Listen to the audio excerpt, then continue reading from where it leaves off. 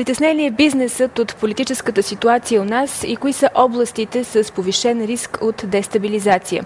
По тази тема ще разговаряме сега с заместник-председателят на Асоциацията на индустриалния капитал, господин Румен Радев. Здравейте и добре дошли. Здравейте.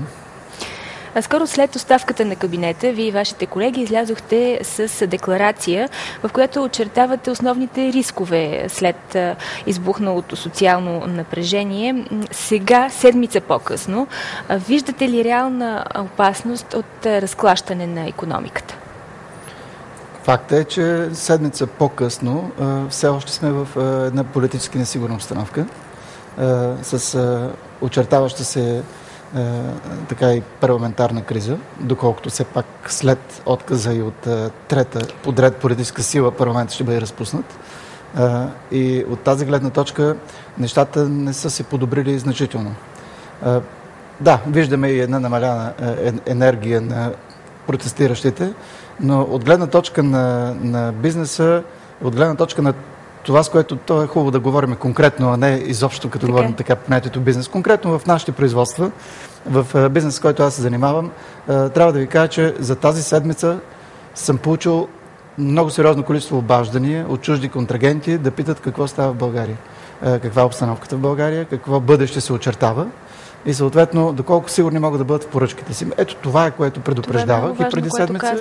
Да, и това е, което ни безпокои. Икономистът Красен Станчев ни гостува преди дни в предаването. Той предупреди именно за това, че има сериозен риск за изтегляне на чужди капитали, което действително е много тревожно и ще видим дали действително ще се стигне и до там. За сега явно има само заявки, информират се вашите партньори, но ако продължи по-дълго това положение? Ами това са всъщност две допълващи се неща. Едно е риска от изтегляне на капитали като инвестиции, като капиталови потоци, с впрочем естествено директно отражение върху капиталовата сметка на страната, на държавата, но това, на което аз обръщам внимание е, че в момента има съществен риск за оттегляне на поръчки от текущо изпълнявани дейности в нашите предприятия. Което ще Тоест, навреди на вашия търговски бизнес. контрагенти, започват да проявяват притеснения и несигурност в начина, по който в момента ние изпълняваме поръчките и евентуално рисковете, как бихме ги изпълнявали в бъдеще.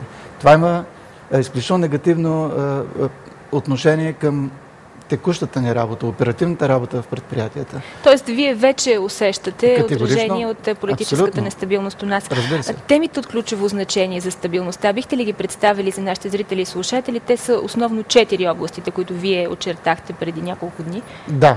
Преди седмица, всъщност управителният съвет на Асоциация на индустриалния капитал се концентрира върху 4 пункта, които считаме, че всеки, без оглед на това дали ще е политически представен или пък по линия на служебно правителство, или както имаше, спомняте си, такива идеи за програмни кабинети и така нататък, но който да е, извинявате, от управляващи, трябва да се съобразява. Първото, разбира се, е стабилност на валутния борд. Това е от малкото неща, които се случиха добре в годините, към които в крайна сметка бизнес се адаптира. Така че разсъждение на тема промяна на фиксинга по отношение на в момента резервната валута, каквато възприемаме еврото, или по отношение на продължителността и периода, за който би действал този борд, или пък всякакъв опит за смекчаване на условията на борда, намираме за изключително опасни. Това е просто пункт, по който не трябва да се допускат две мнения. Като че ли за сега не се появяват много такива сигнали за щастие се потиснаха механизма, обаче за сметка на това по втория пункт, който ви очертавате, финансовата стабилност, предвидимостта, там вече има много дори някои екзотични идеи.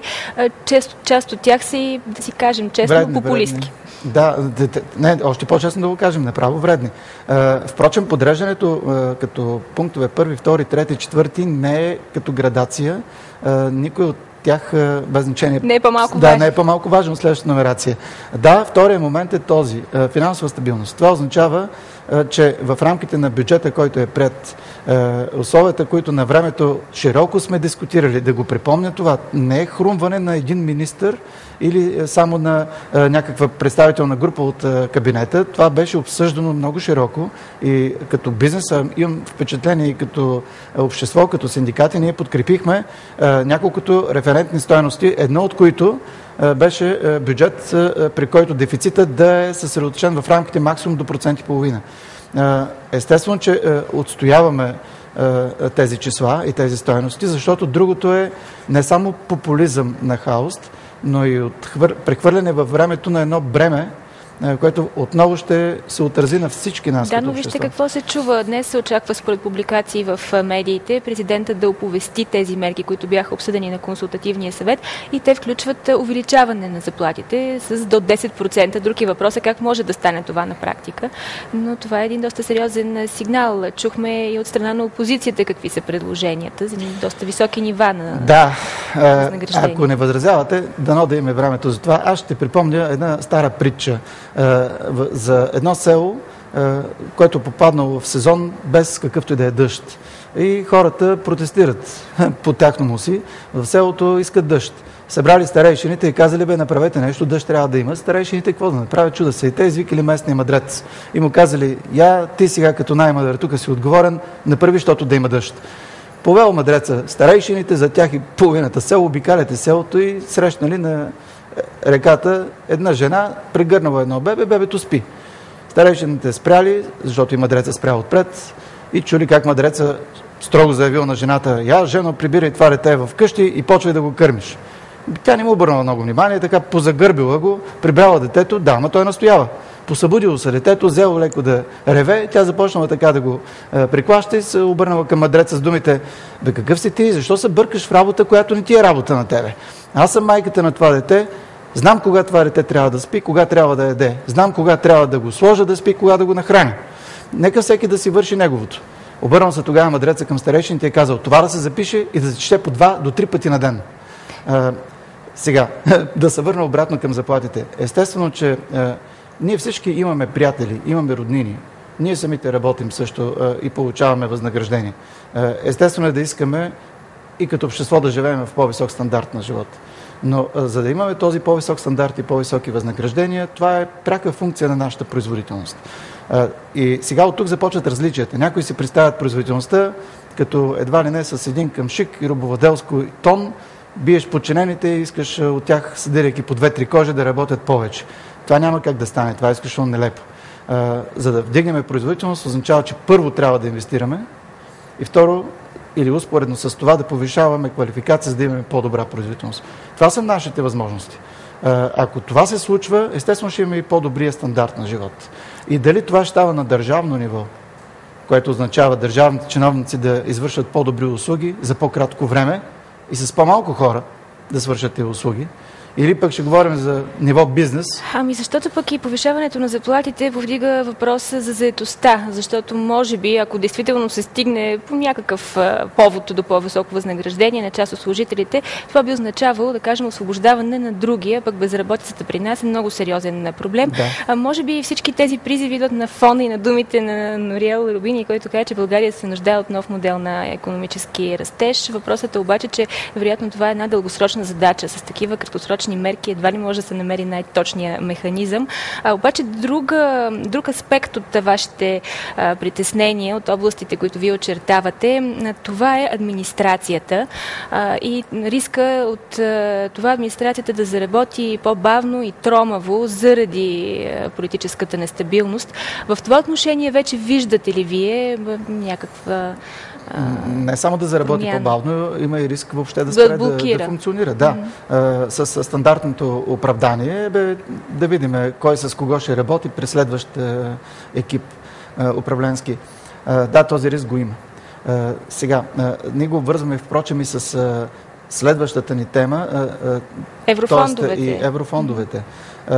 Поне по отношение на евросредства, аз го споделих, имах тази възможност и при друг случай. Добрата новина е, че управляващите органи за оперативна програма конкурентоспособност и за човешки ресурси се конструираха по начин, който не зависи от политическата конюнктура. Тоест там като ръководство, като състав са държавни служители, защитени по някакъв начин от закона за държавния служител и представители на различни други среди. Тоест за текущия период няма особено големи рискове. Да не се случат такива проблеми. Но има все още неща, които трябва да свърши и може, впрочем, да свърши ето една конкретна мярка и един служебен кабинет. Да се промени най-сетне това прословото ПМС 55. Аз имах надежди това да стане вчера. Разбирам, днес ще има отново заседание на Министерски съвет, дано нещо да се внесе там, но от години повтаряме една и съща мантра. Начина, по който е урегулиран в момента процеса през ПМС, постановление на Министерски съвет 55, изключително затормозява реалното осъществяване на процедурите по усвояване на еврофондовете. Така че ето една малка стъпчица, но тя може да е изключително запълнена със съдържание. Кой е по-лесният начин за провеждане на процедурите? От ваша гледна точка. Да ви дам един пример. Да приемем, че вие спечелите Европроект, аз спечеля Европроект, някой от колегите спечели Европроект.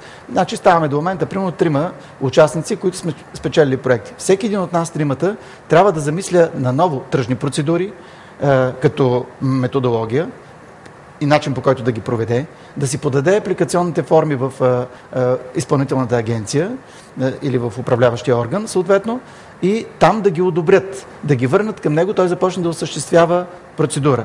Още на този етап всичко това не ви звучи невероятно глупаво. Нима ние ще измислиме 3 фирми, 3 различни метода за провеждане на тръжна процедура за избор на оферта и на оборудване, от което имаме нужда. Сега умножете го това нещо по 1000 и безумието става пълно. При положение, че могат да бъдат стандартни процедури, естествено, електронни форми. Минем по-нататък в избора. При избора, да речем, на доставчик, ние се водим от икономически най-изгодното за нас. В крайна сметка, държава и ние като предприемачи сме съдружници при инвестирането в даденото оборудване. Логично е да знаем от какво имаме нужда. Ето притчата с жената. Сигурно знам по-добре, отколкото държавният чиновник, дали това оборудване е което е най-доброто. Разбира се. Ето, много такива по целия цикъл до избор и подписване на договор стъпчици могат да бъдат направени. Добре, но може ли всички тези стъпки толкова бързо да бъдат гласувани в това е въпрос само на организация. По отношение на промените в ПМС, аз се страхувам да не ви заблудя, но мисля, че повече от година тези предложения са дадени и от наша страна. Знам, че са инициирани такива промени и от хората, които от държавния апарат прилагат на практика изискванията на това постановление, т.е. управляващите органи. Така че не е лошо някой да вземе най-сетне и решение и това да се случи. Всъщност, в духа на това, което казвате, отново от разговора ни с Красен Станчев излезе и една друга теза, че по принцип служебните кабинети са доста ефективни. Би ли могло и други такива решения, които до сега са отлагани, да бъдат взети, така че бизнес климата да се подобри? Да, определено. Аз, впрочем, също споделям тезата, че въпреки липсата на възможността за законодателни промени, т.е. нямаш подкрепата на един парламент, служебен кабинет може да свърши много работа. И то конкретна работа, при това бързо. Както и да зададе, впрочем, ни насоки за следващото управление, което никак не е лошо. Например, една такава конкретна стъпка. Говори се за цените на тока, въобще протестите, да припомня, че се много завъртяха около монополите, от които, повярвайте ми, всички страдаме. В това число и ние като бизнес, естествено. И ние сме потребители на този вид услуги. Чуда се, при положение, че от години говорим едно нещо. Защо никой не го взе никога на сериозно? А именно, нека всички тези монополи, или общо ги наричаме фирми, които са доставчици на обществено значими услуги, да бъдат третирани като публични компании, като компании, чието акции се търгуват на борста. Не е нужно да са регистрирани на борста, но така да бъдат третирани от гледна точка на разкриване на информация. По-прозрачна да бъде информация. Абсолютно. Значи, нашите дружества, които се търгуват на борсата, на всеки 3 месеца ние представяме отчети. Съответно, представяме и консолидирани отчети. Пишеме в детайли намерения, които мислим да реализираме в следващия отчетен период, примерно 3-месечен. Така че всички тези стъпчици са отворени пред обществото и той има възможността да види какво възнамеряваме да правим, как управляваме тези дружества. Това е един от най-добрите начини за ефективен контрол върху дейността на тези монополи, за да няма след това съмнения какви разходи направиха, какви средства отклониха в посока външни доставчици на услуги и така нататък. Друг много важен проблем е това, че в момента тече договаряне по следващия програмен период 2014-2020 година на парите от еврофондовете. Дали би могло служебно правителство или пък новото, което ще бъде избрано, вероятно, може би някъде около май месец ще бъдат насрочени изборите днес. Президент Росен Плевнелиев ще обяви вероятно точната дата. Би ли могло да се спазят сроковете така, че интереса на България да бъде защитен максимално, или има сериозни рискове в това отношение? Това е една от основните задачи, които виждаме пред служебен кабинет и пред следващо правителство. Този темп, скоростта, с която се движат тези преговори, и до момента намираме за не особено задоволителни, т.е. тук има възможности за подобрение. Служебният кабинет трябва да се явява от една страна медиатор за работните групи, които по отделните бъдещи оперативни програми следва да договорят програмни схеми, приоритети, начин на финансиране и разпределение на ресурса вътре. А и в същото време да не забравяме да подготвя всичките дейности по подписването на самия рамков договор. Договора между България и Европейска комисия.